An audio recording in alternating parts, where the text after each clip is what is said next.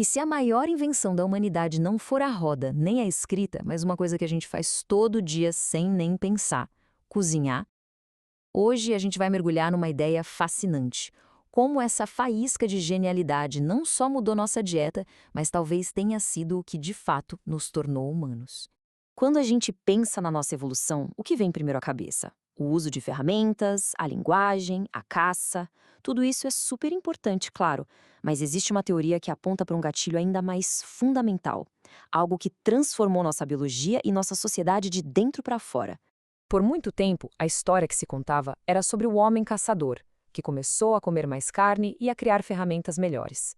Só que uma nova perspectiva propõe algo diferente.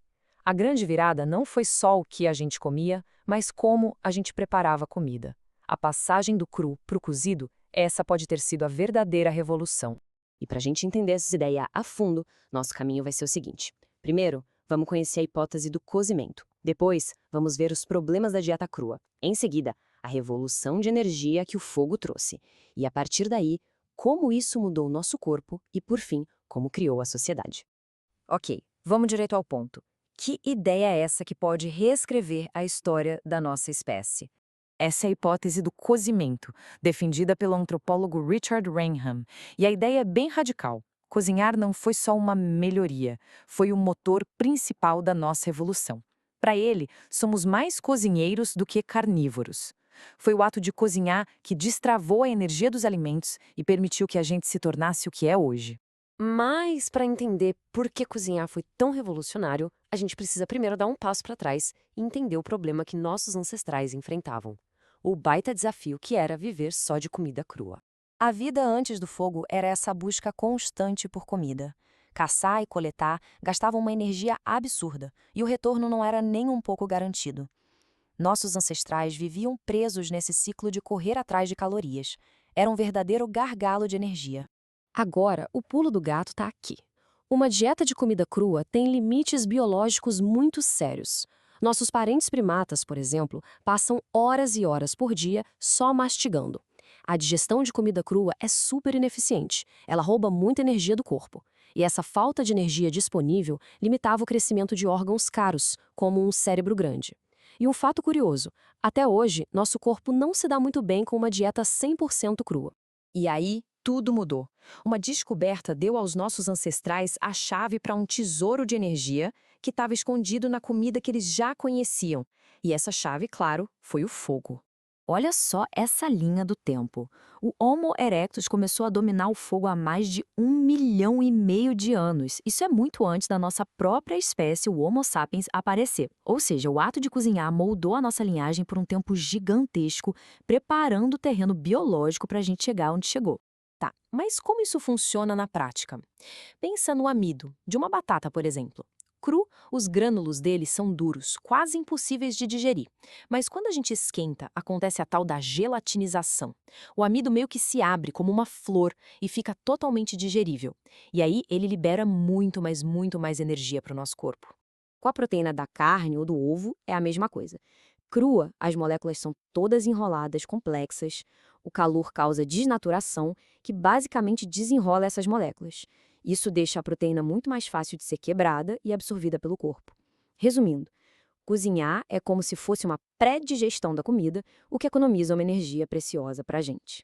E o que o nosso corpo fez com toda essa energia extra que começou a sobrar? Bom, ele fez uma das trocas mais geniais da história da vida na Terra. Essa frase resume a hipótese do tecido caro. A ideia é que o cérebro e o sistema digestivo são órgãos que gastam muita energia. É difícil manter os dois grandes ao mesmo tempo. Ao deixar a digestão mais fácil, o cozimento permitiu que nosso intestino encolhesse, e a energia que ele parou de gastar foi liberada para alimentar um cérebro cada vez maior. Então, o processo foi mais ou menos assim. Cozinhar amoleceu a comida. Isso fez com que o sistema digestivo ficasse menor e mais eficiente. A energia que foi economizada ali foi redirecionada.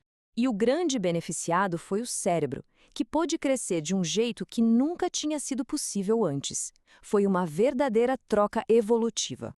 E as provas dessa mudança estão, literalmente, na nossa cara. Comida mais mole significava que a gente não precisava mais daqueles dentes enormes e mandíbulas super fortes.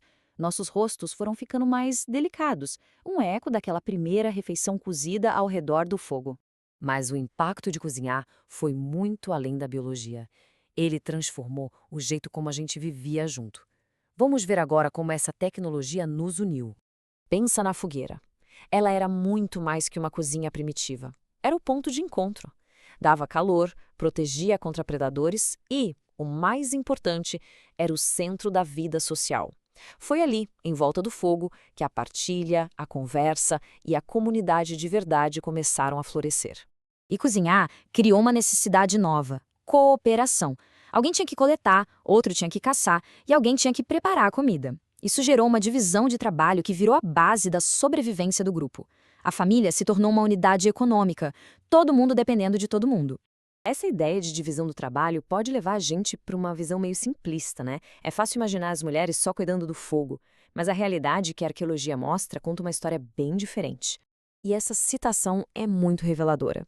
Longe de serem frágeis, as mulheres pré-históricas eram fortes, participavam de tarefas pesadíssimas, inclusive da caça.